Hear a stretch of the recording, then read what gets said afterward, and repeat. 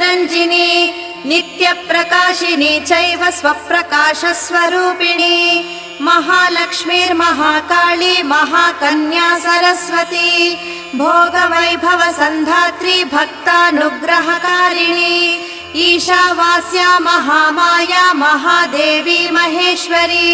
हृल्लेखा परमाशक्तिर्मातृका बीजरूपिणी नित्यानन्दा नित्यबोधा नादिनी जनमोदिनी सत्यप्रत्ययिनी चैव स्वप्रकाशात्मरूपिणी त्रिपुरा भैरवी विद्या हंसा वागीश्वरी शिवा